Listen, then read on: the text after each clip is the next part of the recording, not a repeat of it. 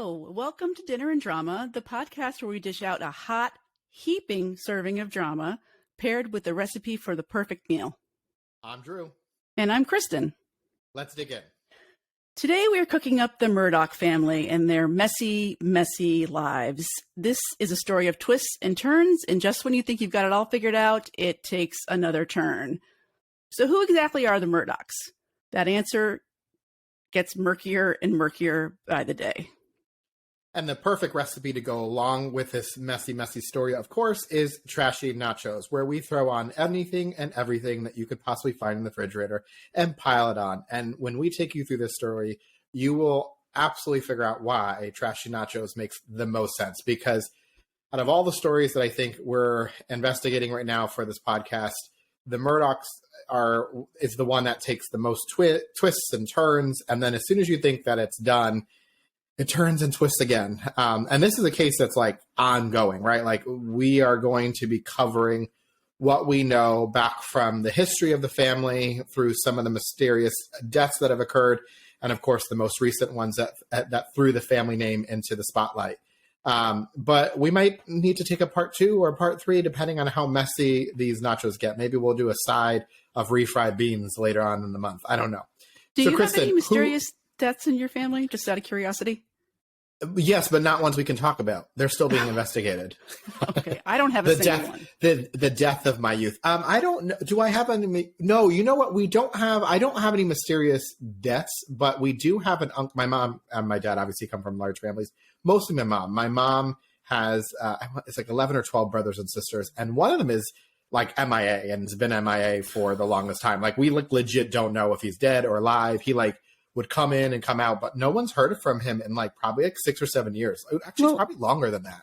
And we think he's in Spain. It's like a weird story, but it's not as twisty and turny as the Murdochs. So Kristin, who are the Murdochs? Let's start there. The Murdochs are an old, wealthy South Carolina family from the Low Country. And if you don't know where the Low Country is, South Carolina is sort of shaped like a little bit of a messed up triangle. And the Low Country is like in the bottom tip of the state. So closest to tip. Georgia, Savannah area. Just the tip. Just the tip. Okay, so Low Country. So the Murdochs have been there forever, as I said, and they basically control the prosecutor's office of the 14th Circuit of South Carolina. So they've controlled that office since 1920. So 87 years. So almost the age of my father. Could you imagine, I know this is so funny, but how, I know I'm going to get a lot of flack for it, but how Low Country sort of ran, I just think of this family, running the sheriff's office. I know it's not the sheriff's office, it's the prosecutor's office, but how small does a town need to be where your family can run one office for a century? It's crazy. And the only reason they don't run it currently is because the governor, Mark Sanford, actually he's the former governor of South Carolina, he appointed a gentleman named Duffy Stone. And Mark Sanford, his story is for another episode because he's pretty messy also. But so Duffy Stone was appointed by Mark Sanford, and he's in his 3rd term. And Duffy, in case you're wondering what kind of name that is short for Isaac McDuffie Stone. So we're going to have a lot of wacky names coming out here in the South because everyone's named after someone, and then there's a nickname, and it's a little bit nuts. So this area, that's the warning. That's the warning for this story, by the way, everyone. If you're going to need, I'm going to tell you right now, you're going to need a pen and you're going to need a piece of paper, and you're going to just need to scribble out because this is going to be really twisted with a lot of names, a lot of murders. So feel free to take out a pen and paper. Okay, so you have this old school family, and then they have a law firm, correct? They do. So the law firm that the Murdochs are involved in is Peters, Murdoch, Parker, Eltzroth, and Dietrich. Pumped. I call it Pumped for short. And it's I don't know, their acronyms looks like pimped. It's right? PMPD or something like that. I say so it's a law firm. But the key here, and this is the sort of thing, you got a family who has been in the district attorney's office or prosecutor's office for a long time. And then now they're in a law firm, and that law firm handles basically every high profile case, every settlement case, everything. And they basically still have a ton of power and are still connected to all sort of like law enforcement kind of thing, right? And they're super wealthy. And the thing about the Low Country is it's a poor area. I mean, it's the median household income is only $34,000 a year. Okay, so now let's talk about the actual Murdoch, the sort of family that's in question right now, right? Because there's obviously this extended family. So let's break down the Murdoch family. We have the father, whose name is Richard Alexander Murdoch, but he actually goes by the name Alec, or yes, Alec. The X is silent and the C is invisible. Just to be specific, the name is spelled Alex, but when we refer to Alec, that is the father, basically the father of this family. Then we have the mother, who is Margaret Kennedy Bratsetter Murdoch, but her name is Maggie. So we have Alec is the father, Maggie's the mother, and then we have two boys. One boy is the older son, which is Richard Alexander Murdoch Jr., who's known as Buster. So, and then we have the younger brother, Paul Terry Murdoch, who oddly enough goes by Paul. Paul. So just keeping it simple. Again, Alec, Maggie, Buster, Paul. And Maggie and Alec were supposedly happy and married. We'll get into it a little bit more. They met in college at the University of South Carolina. Maggie was Maggie was very well liked, adored by her family. And again, this is a wealthy family, so that they live on a compound, I think 150 acres. It's a big deal, right? I think it was more like 1,500 acres. 1,500. Okay, so it's ridiculous. Whatever it was, it's ridiculous. A very wealthy family. So what thrusted the Murdoch family into the recent sort of national spotlight, right? Like when we talk about like why the Murdoch family sort of name got out there, was because of the double murders of Maggie the mom and the younger son, Paul. So Kristin, take us through the murders. Well, I should mention up front that 3 of the 4 of these people are gingers, and I don't know. We're not ruling out as a cause of death. No. I mean, I'm a ginger, so I feel like I can speak freely about gingers. And I don't know if we know this, but 2 or more gingers in a room will open up a portal to hell. Which explains the story fully. Only that twist would be unexpected at this point in this story. Okay, so you have this supposedly loving family, very wealthy, very well-to-do. And before we get into all of the other things that started unraveling, the thing that sort of catapulted this into the spotlight happened in June, and it was the murder of, again, Maggie, the mom, and Paul, the younger brother, and they were discovered by Alec, the father, on the family farm in the kennel area, right? Yes, the hunting kennel. And Alex found them and called 911 at a little after 10 o'clock in the evening. And in his 911 call, he says that Maggie and Paul were shot badly. And so we have that 911 call here, so I want to play it for everyone to hear. So this is the 911 call that Alec, the father, made at approximately 10:07 p.m. when he discovers the bodies of his wife, Maggie, and his younger son, Paul.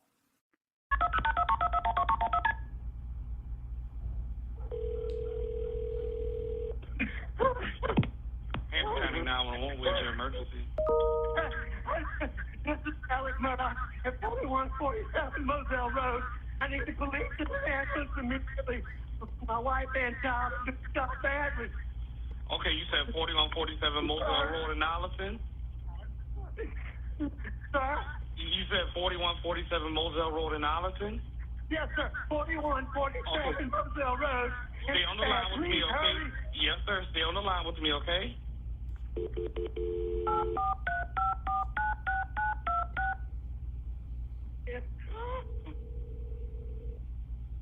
Hello? I'm still here. Stay on the line. I'm still here, okay? Collier County Communications. Carlton, I have an Alex Murdoch on the line, caller from 4147 Moselle Road. He's advising that his wife and child was shot. Okay, and sir, give me the address again. It's 4147 Moselle Road. I've been up to it now. It's bad. Okay. Okay, and are they breathing? No, ma'am. Okay, and you said it's your wife and your son? my wife and my son. Are they in a vehicle? No, ma'am, they're on the ground out at my kennel. Okay,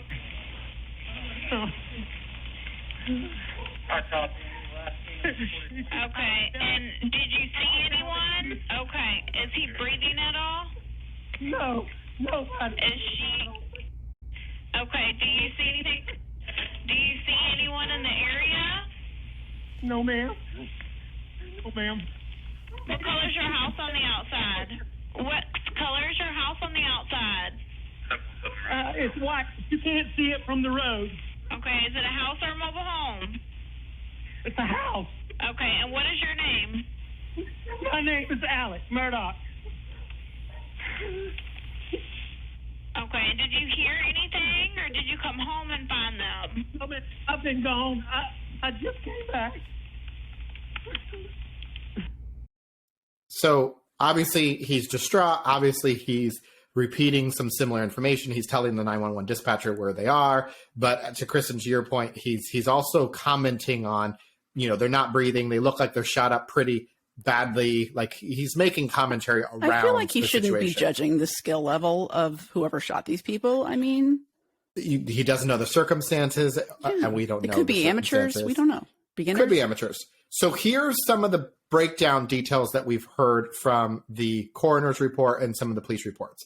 So Paul, the younger son, was shot in the chest, and the other shot, he was shot twice with a shotgun. One went through his chest and one went through his arm and his head. So something similar to around here. Maybe he was holding up in self-defense or something. Something, yeah. And then Maggie was shot. She had multiple gunshot wounds with a semi-automatic rifle.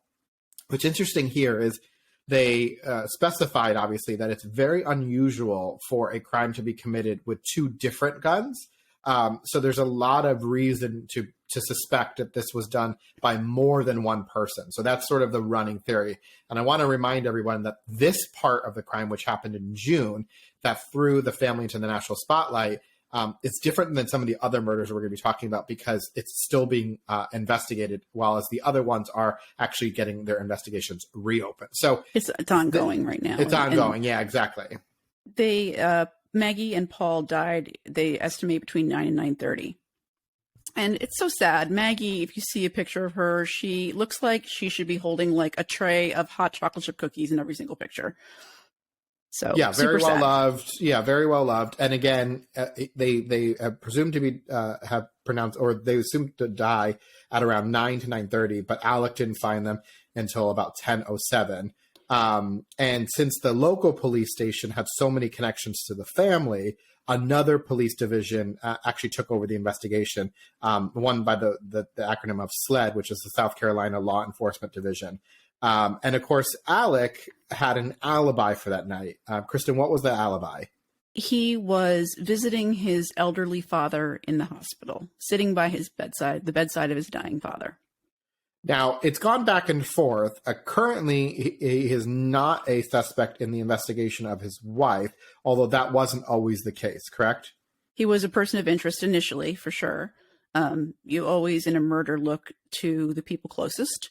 So if you were murdered, I mean, the list would be endless of possibilities for suspects. But ultimately, they would look at your husband and your children. Maybe. So you have this murder. It throws the family name into spotlight. A couple days later, actually, Alec's alibi, which is that he was with his father in the hospital. He was actually taking his father to the hospital. He also passes away. And then nothing really, it's interesting, right? Because nothing really happens with the investigation in terms of like just sort of really due diligence until after Alex's brothers went on to Good Morning America around June 17th, correct? Correct. So Alex's brothers named John Marvin, love that name, Marvin, and Randolph, he goes by Randy Murdoch. They went on to GMA and they, said that their brother was really distraught and that they don't believe he was involved in the murders. Yes, which starts the sort of like, again, part of the mystery of this is not only the open investigation to the death of the mom, Maggie, and obviously the younger son, but this family history goes much deeper, right? And so that's why we wanted to set the precedent of what currently happened. So before we can get into all of it, we need to lay out the stories of 3 mysterious deaths that happened prior to this, and ones that all have connections to the Murdoch family. And this is when we talked about like the sort of twists and turns, right? Because now we have a double homicide, unsolved double homicide of Maggie and Paul Murdoch. But prior to that, we have 3 specific cases: the case of Stephen Smith, the case of Mallory Beach, and the case of Gloria Satterfield. Yeah. So why don't we break down Stephen Smith real quick? Stephen Smith was a 19-year-old young man living in the area, Low Country area, and he was found dead on a road in Hampton County in 2015. He was found with a 7-inch hole to the right side of his head, and his head was like completely like misshapen. So originally this was classified as a hit and run, and they were sort of theorizing that the truck mirror hit him and bashed his head in, but there's really like not a lot of evidence. There's no tire marks, there's no debris. So it's a little bit fishy. And Paul's older brother, Buster, was questioned. Actually, I read that both brothers were questioned, but there's some suspicion that Buster might have been romantically involved with this gentleman, Stephen Smith. There's no real evidence tying either of them to this death, but a lot of people seem to believe that either one or both of these brothers was involved. So you have a young man, Stephen Smith, and what's interesting here is that the original investigation, again, local police station came, but they actually requested SLED to come in because at that point there was the theory that this was a hit and run case. And if it was a hit and run case, they had the state troopers and the state police office, as well as SLED, had more investigation power. So they originally were looking and canvassing the area as if it was a hit and run. But quickly they determined, or at least a lot of the people on the field determined, that this was not really potentially, there was no evidence to prove that this was a hit and run. Number 2-lane roadway, level, sight distance not an issue.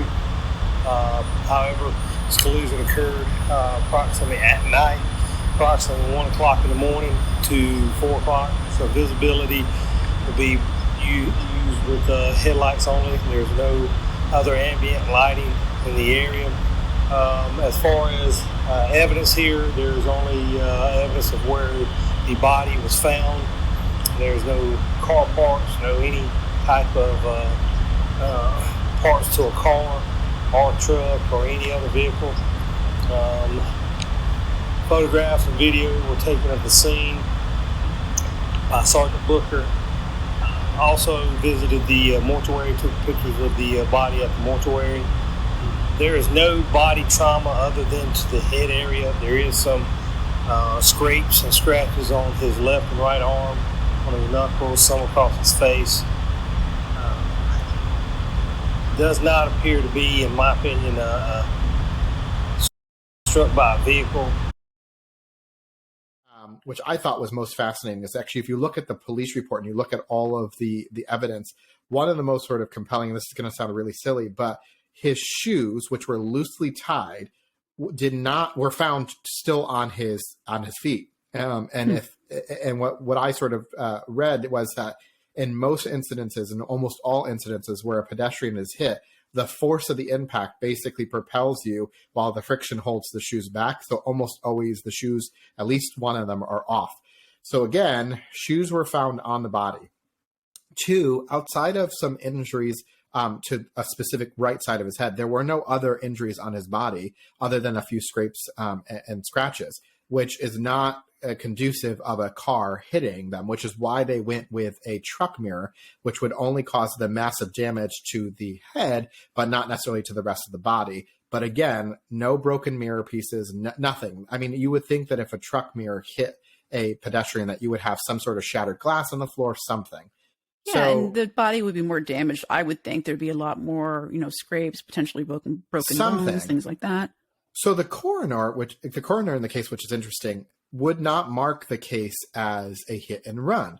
But legally in South Carolina, what they have to actually have a medical examiner who writes down the cause of death. And what was interesting is at the time, no one was called in from the police department to actually validate some of the information. And they said that because they said, we don't need you in because it's not a hit and run. So of course they didn't need to go because they only were there because it was a hit and run.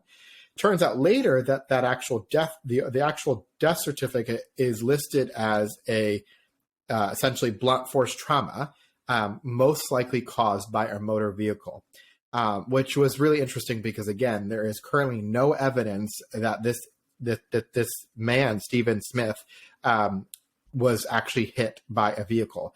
And unfortunately, because of that, during the investigation, they did not canvass the area in terms of seeing if there was witnesses. They did not look for any other potential murder weapons, or weapons that could have done that blunt force trauma, like a bat or something like that. Now, what is interesting was there was a man that was supposedly paying for Stephen Smith's cell phone bills. We don't necessarily know what the relationship in the police interviews. He states that he was Stephen Smith's boyfriend. The family of Stephen Smith contests this. However, when he was being interrogated by the police, what he basically stated was that he had spoken to Stephen earlier, and Stephen had mentioned that there were boys that were sort of picking on him, essentially, at a local establishment that he was at. Frustration sets in as far as you can remember this, but you can't remember that. Because you got to understand, I got a lot of brain injuries. Okay. And you're trying to hit me with things just to get a timeline. I mean, I had to think, because I'm thinking in my head that these calls are coming in Thursday morning. Okay. And he's been harassed in this town. They've been messing with his lugs on the car. They've been screwing with his battery. And when you say they, who are you talking about? I don't know. The only one that he told me that he made it very clear to me, the guy with the tattoo. Is that where he said he felt like he was being followed at? Yes, he said that he was being harassed at that store. By who? He didn't say. He said it was a couple of guys in a pickup truck. So that becomes really interesting. That becomes really shady. And then what ends becoming a little bit more interesting is after the case, after the fact, after this death, when the investigator was looking into potential leads, he spoke to Stephen Smith's family member, who, while doing her interview with the investigator, she actually specifically mentioned the Murdoch boys, and supposedly the investigator did not write their names down. He wrote a lot of the other things that she said, but he missed writing the names of the boys. Now, again, was it malicious? Missed it. Yeah, he missed it. Who knows, right? But he specifically said Murdoch. Now, the reason why this is interesting is because we go back to what Kristin said earlier. This is a prominent family. You say the word Murdoch, and people know who people shut their mouths. Exactly. People know who they are. So this is not something like, oh, it's a subtle comment and he could have forgotten. I think that there's obviously a deliberate attempt here. So that's the first one. The second one is his mom again, same investigator having a discussion with Stephen Smith's mom. And Stephen Smith's mom says, hey, I've been hearing a ton of rumors that are circulating around Stephen's death, and everybody is saying Murdoch boys are involved. The rumors that's going around Hampton that everybody keeps coming up to me and saying it was Murdoch boys. The Murdoch boys? Yes, whoever they are. Okay.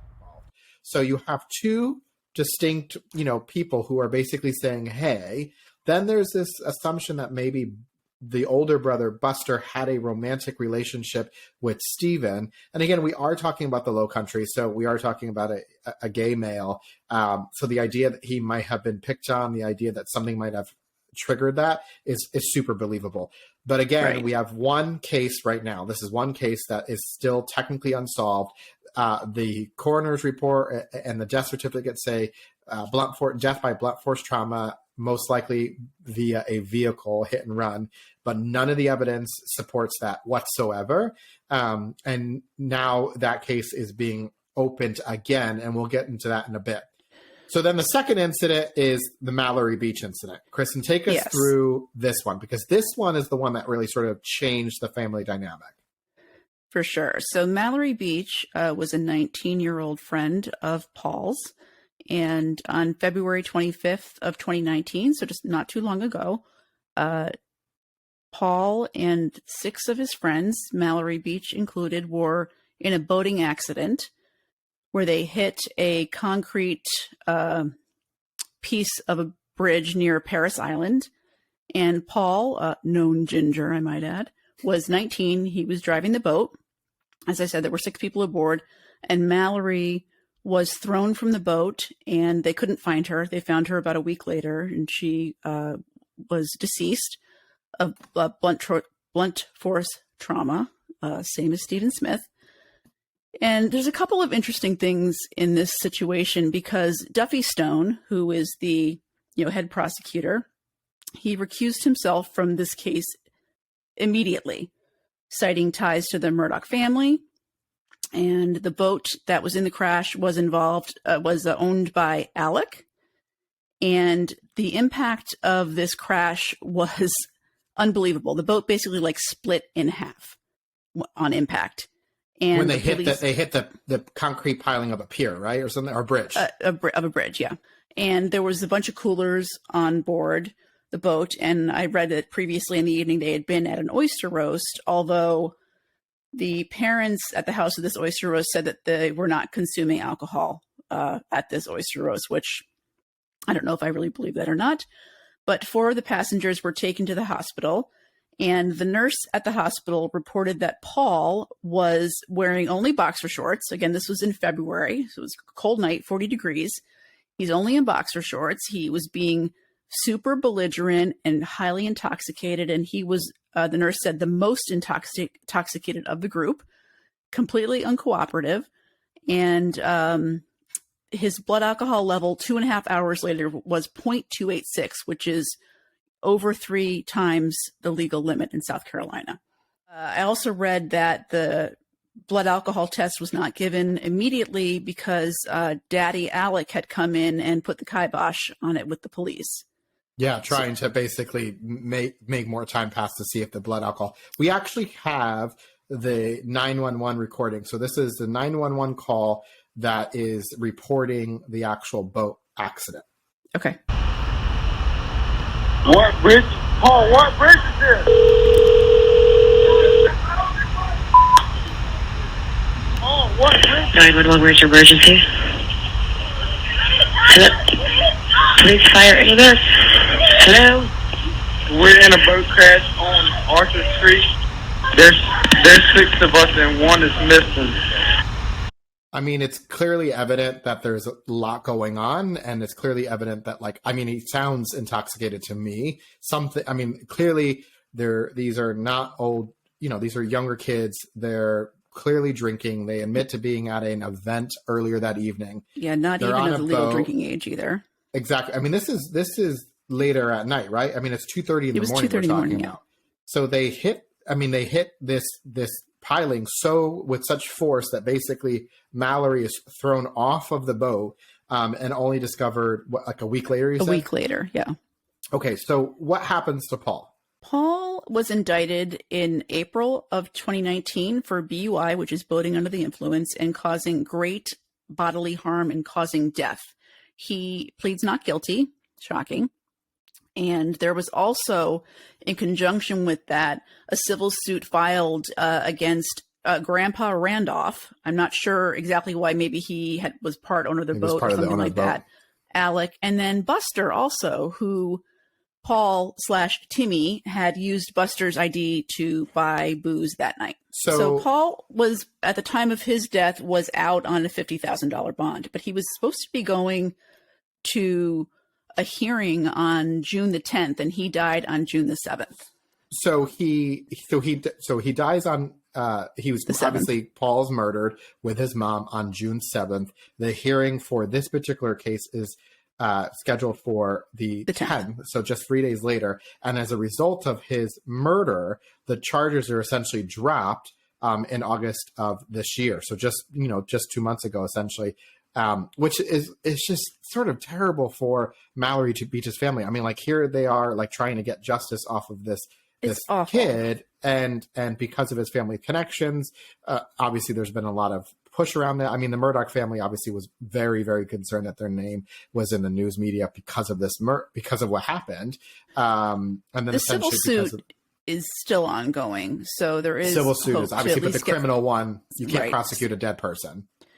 True. So let me just recap real quick. So you have double murder happens in June 7th of this year. Maggie's murdered, Paul is murdered, two different murder weapons, unsolved mystery.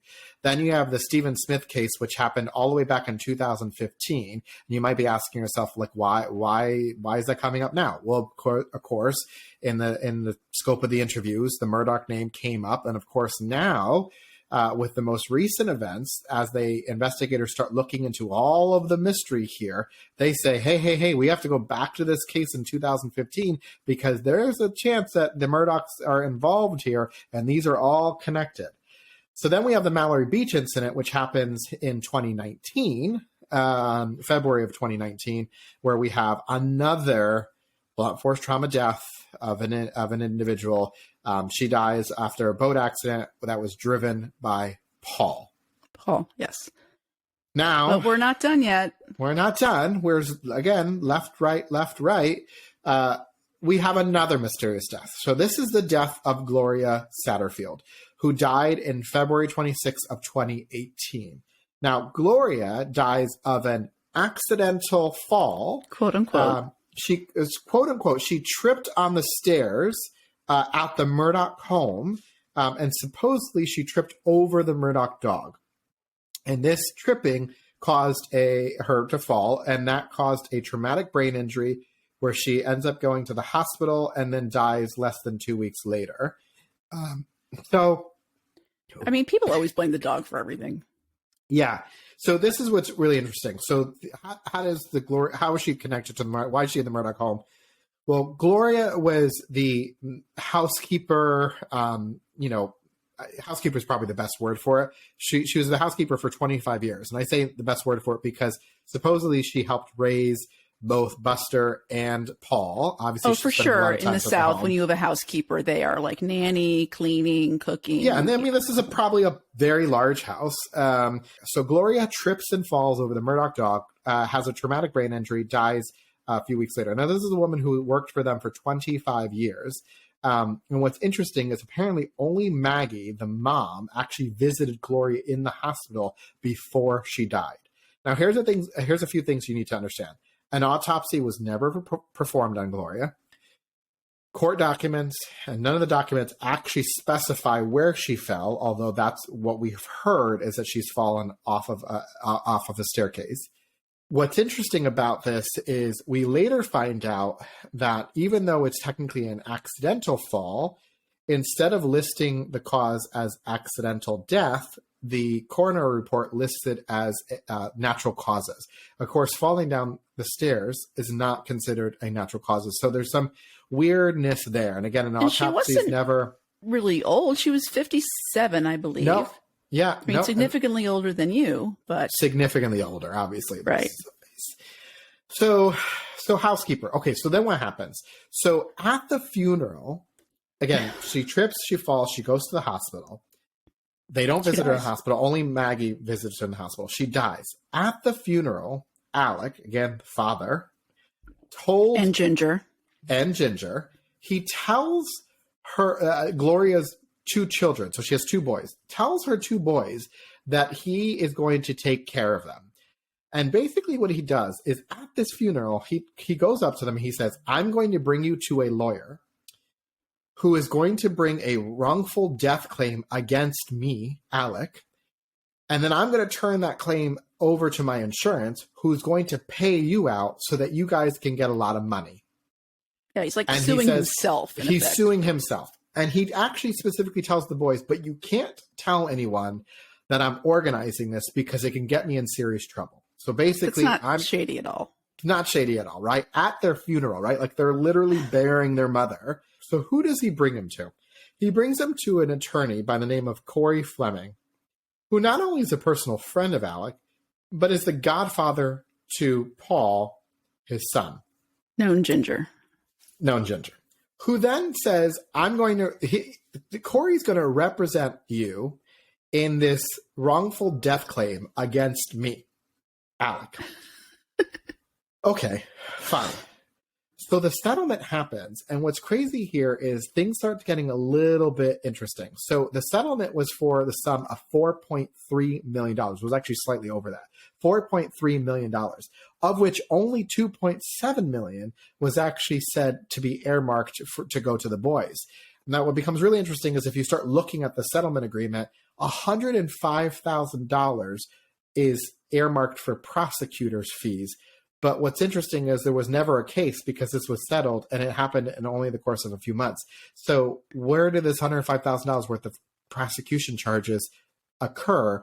And in what world have you ever seen a government entity where the exact amount is $105,000 even, not $105,015? Really, really fishy there. So again, the settlement is $4.3 million. Now, there were two claims here. The wrongful death claim and then what's called a survival claim. Now, the survival claim is because Gloria technically didn't die from the fall. She died 2 weeks later in the hospital. Alec manages to convince the court with no court case, no docket. So how the judge even heard this request is beyond anybody. Of course, we know, right? He manages to convince the court to take his name off of the wrongful death case. This is a case against Alec, and he manages to convince the judge to do something miraculous, which is to take his name off of this case. Now, why would you want your name off this case? Well, look at the timing of this, right? This is now during the timing of the boat disaster, the boat situation with Mallory Beach. So he wants his name out of the news, and he doesn't want this to go in there. Now, the sad part of all this is, to this date, the sons have not received a dime off of this wrongful death claim. And the reports, and the reports show that basically through all this manipulation, Alec ended up going to, so the check gets cut for this $4.3 million. It goes to Corey Fleming, who gives it to the banker, and the banker and Alec have an agreement where Alec basically creates a Bank of America bank account and withdraws this money. And it is going into an annuity, and it's this crazy, basically scheme using the death of this housekeeper that worked for him for 25 years. Now, that's what makes this story really, really mysterious, right? Because now all of a sudden you start humming around the site, like, did she really die from a trip and fall, or was this a whole scheme? Like, it just seems odd that was like the story that came down to. It's just messy, and it makes you think that the people involved are dirty, and it's gross. It's just shitty. Okay, so again, double homicide. You have Maggie, you have Paul, who have died. There are 3 mysterious deaths after that. So we have 5 people dead right now, right? We have the case of Stephen, we have the case of Mallory, and we have the case of Gloria. All 3 are dead.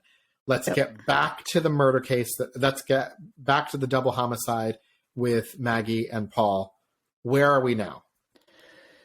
Okay, so Alec initially was a person of interest, but he no longer is. And there, as we said before, there was really no comment from the Murdoch family when this initially happened. But after Alec's brothers were on Good Morning America, the police set up a tip line. They started dredging the swamps. It's like almost like they figured out, oh, we should be investigating this. Double murder.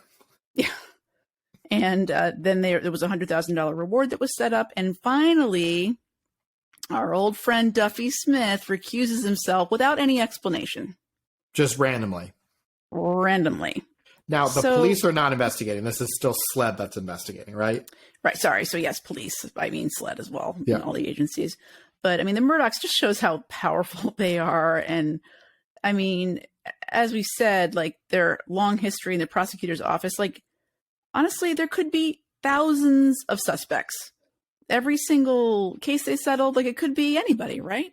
And people in that area are afraid of the Murdochs. When they were asking for people to be interviewed about them, people were like, oh, you're not going to use my name, are you? And at one point I saw Alec being referred to as a boss hog of the area, harking back to the Dukes of Hazzard, which was a show that was on before Drew was born. So, but also, you know, you have Stephen Smith. 1912. Was that on the Titanic? To that premiere on the Titanic? Yeah, it was on the Titanic when it went down. Okay. Stephen Smith's family, Mallory's family, like, there's a list. It's an endless list. So in September, our friend Alec had a very rough couple of weeks. On the 3rd of September, Alec resigned from Pumped law firm, the So investigations of the PMPED. murder, which happened in June, is still ongoing. So he resigns. No one from knows Pumped. what's happening. Skip forward to September, and now all of a sudden he resigns from his law firm. Right. He resigns from Pumped, making it PP'd. There's no M in there anymore. The PP'd law firm. The following day, the 4th, Alex calls 911. He's out on a country road and thought he was having trouble with his tire, and he's shot in the head randomly. The ambulance goes to him. They report that the wound is superficial. So this just starts the ball rolling on Alec's week from hell. Come Monday, Alec issues the statement that he's resigned from Pumped law firm and he's going into rehab. The following day, this is Tuesday the 7th, Pumped issues its own statement saying that Alec was misappropriating funds and he therefore is no longer a part of the firm. Dun, dun, dun. The plot thickens. The plot. I mean, again, the twists and turns here. So we're only up to Tuesday. Wednesday, the Supreme Court of South Carolina suspends Alec's law license. I mean, duh. Obviously.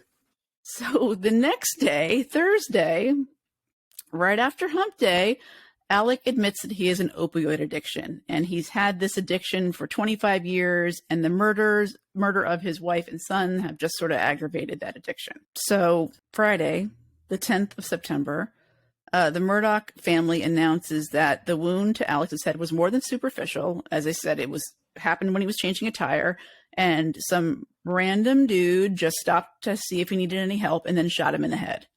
I mean, that happens all the time, right? Okay, so skip forward. Who is this a murderer that attempts to kill him? Alec takes the weekend off. Nothing happens over the weekend. Nothing happens the weekend. And apparently he took Monday off as well. But he's at home, right? At this point, he's at home. Right. So on the 14th, which is the following Tuesday, Curtis Edward Smith is charged with assisted attempted suicide. He's also charged with insurance fraud, and it turns out that he's a former client of Alec. Basically, Alec had dealt with him on some drug charges and a logging accident. I mean, randomly. But so this guy's shady, and he's clearly involved with Alex. Alec hired him. That invisible X hired him to basically shoot him. And he was said to be so distraught over these murders, and he was doing it to get the insurance money for Buster, a $10 million insurance policy. Okay, so then Thursday, September 16th, now all of a sudden we have the SLED reopens the investigation into the death of Gloria Satterfield, and this happened out of learning some new information after this whole Alec situation happened. So either they came up with some new information in interviewing Alec or interrogating Alec, or they felt that obviously with all this, it's crazy, but if I was them, I'd be like, listen, we're going to open up any case that involves Murdoch, because just when we thought we understood what was happening, clearly, obviously things evolved from there. So Thursday, 9/16, they reopened the investigation into Gloria Satterfield, and they're obviously looking into financial crimes after the wrongful death settlement. Again, Alec resigned from his law firm, supposedly, right? His law firm then says, hey, no, like, you might have resigned, but you were stealing money from us. Now, turns out some latest developments, right? There's some latest developments. So supposedly now we find out afterwards that Maggie, the mom, visited a divorce attorney 6 weeks before the murders happened. And it was a divorce attorney in Charleston, so a little bit away from where a little bit away. Touching on Maggie going to the divorce attorney, the one thing that they specifically said, they can't really say too much because attorney-client privilege, although I don't know if that matters when the client is dead. But she was specifically starting to look into the marital assets. It was not something she had been previously involved in. She sort of left the money to Alec, which was probably a mistake. And she was now specifically looking into those topics. So, I mean, a lot of these murder cases get solved just by following the money. And yeah, I mean, and this lots is of places to follow. This is a murky one because even when we were talking about like who done it, right? Like we were trying to figure out, how this is all connected. It does become really, really complicated because every time you take one turn, you start thinking, but it could be something else, right? So when I started tying this in, right, like let's just start sort of weaving the threads. There is reports that Stephen, who was the first mysterious death that happened in 2015, was in a romantic relationship with the older brother, Buster. So maybe people didn't know, and maybe Buster and Paul were out, and maybe Stephen came up to them and said something to Buster, which then, they reacted very negatively, and maybe that was the reference to Stephen's boyfriend that said, hey, there were some people picking on him, and then maybe they follow him down the road, or apparently there were some reports that maybe they messed with his car and siphoned out some of his gasoline so that he ran out of gasoline on the side of the road. I do not believe that he was hit by a car No, I don't either. or a truck. That just doesn't seem to make sense. So I do believe that something happened to him. And then the theory is who? Maybe could Paul have done it? Could Buster have done it? And is that then the death of Mallory is a little bit more cut and dry, right? Like Paul was driving the boat. They used their family connections to try to cover up as much as possible. But essentially she died because of something that Paul did.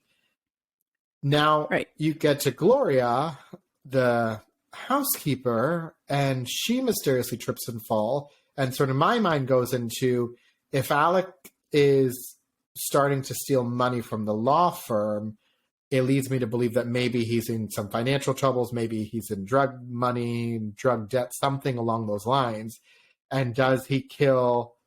It just seems convenient that Gloria dies and he then has a plan that is supposedly to sue himself and then ends up taking that money and the boys see none of it. Like that to me is also very cut and dry. Like something there doesn't make sense.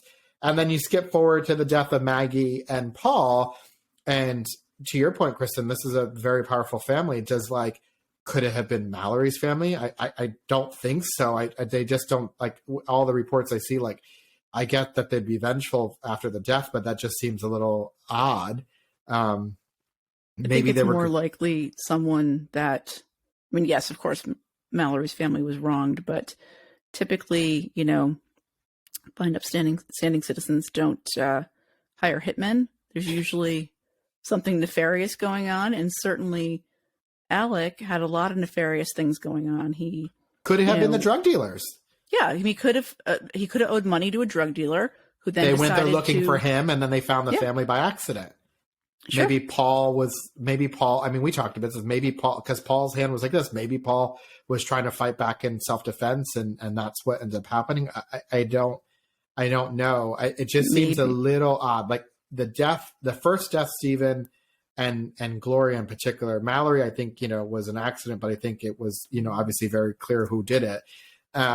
But I think it doesn't seem to me that like Gloria's sons wouldn't really have anything to be, avenging. They think it's an accident with their mother, and at this point, they didn't even know there was a settlement. Correct. They didn't find out there was a settlement in the news. So they're ruled out, and so it leaves. And then again, then he tries to basically get himself, killed in order to collect the settlement for this poor kid Buster who's left. And I'm saying poor kid, but I don't know if he's been involved.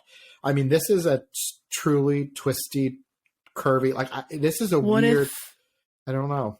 What if Alec learned that Maggie was seeking a divorce and he worried that she was going to uncover his big, fat, stinky mess? I mean, he had a mess going on in his life.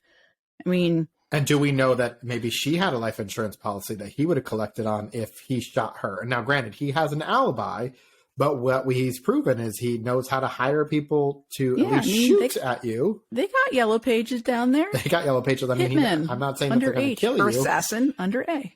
So there's scenario one, which of course is that Alec tried to kill. But here's the weird part about that, right?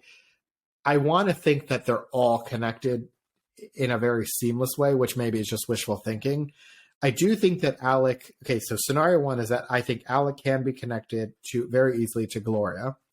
And I think he could be connected to Maggie very easily, especially with going to a divorce attorney 6 weeks early, which leads me to believe, okay, yes, Alec could have killed Maggie. I'm not sure then how Paul died. Like, did something go haywire and Paul tried to shoot Alec and then he had Maybe to he shoot just Paul? was in the wrong place at the wrong time. So, but I do believe that Alec could have killed Gloria for the life insurance. I almost am positive that that's what happened with Gloria. Like, I'm positive that he's involved somehow. So that if he's involved in that, then it doesn't surprise me that he could be involved in his wife's death. I don't necessarily know how Paul, and the only thing I can think of is just because, so we got to remind somebody, like, just because Alec maybe had his wife killed doesn't mean Alec actually did it. So there's a very likely possibility whoever he hired to kill, potentially kill Maggie, could have then killed Paul because Paul was there, right? Like, somebody killing the mom wouldn't think twice of killing the son, even if that's not who he was hired to do. But if you got the son, and that might explain why there's 2 weapons. I don't know. So that explains Alec. I don't understand. Odd, though, if you're only hired to kill one person, that you'd bring a spare shooter with you. Sure, unless there was a driver, and the driver came out. I mean, it's a big property. I don't know, and that's the whole thing. Like, the investigation, sort of was so botched from the beginning. And then we never know. We never know. And then the other thing, but then there's that missing connection to Stephen, years earlier. But again, I mean, maybe this is just a family who's got a lot of killers. And I know that sounds crazy, but I don't think that it's impossible to think that Paul potentially killed this. I don't know, maybe Paul. And again, that's then another scenario, which is maybe, Alec found out about Paul. I don't know. It seems odd to me, but all I know is that this is a very wealthy family that went to a lot of trouble to bury a lot of things in their past. And oh yeah, they got bones. They got skeletons in the closet. And now it's all over the place. I mean, when we picked the recipe Trashy Nachos, we weren't kidding when we talked about this was a lot of shit piled on top of things. And very satisfying to eat right now. So the investigation is ongoing. Investigation has been reopened into the case of Stephen. The investigation has been reopened into the case of Gloria. The only one that hasn't been reopened, obviously, is Mallory. That's a pretty cut-in case. I mean, I'm clear pretty case. Sure that Paul was probably going to go to the clink for that. Yeah, he was going to go to jail. A little odd that he died 3 days before. That's another thing, right? Alec is, of course, still alive. Buster's still alive. We haven't heard from Buster, and I don't know if we will. I think he's older. Obviously, he's the older brother. So it'd be interesting to see what happens there, because he's the only one who would have basically survived all of this had everything sort of worked out the way it was supposed to work out to Alex's Isn't plan. Buster the older brother on Arrested Development? Maybe he's not the older brother, but he's one of the brothers. Yeah. So I don't know. I think this is super messy. It's super trashy. It's super twisty and turvy. Hot mess. It's a hot mess. A lot of drama, and I think it's sad because a lot of people were affected by it. I mean, you got at least 2 families that are devastated who lost their children. You got Mallory's family, and of course you got Stephen's family. These are especially Stephen's family. They're not wealthy, and I think that she felt like things were just tossed to the side, and now the investigation's open again. I think a lot of things are going to come to light. Maybe we'll have to do a short mini-sode about this. Maybe we'll do a dessert or an appetizer to go along with our nachos. Sure. I guess sure. nachos And, is I mean, an if appetizer. Alec isn't involved, also tragedy for him and Buster that his wife and son were murdered on his property. It's incredibly sad.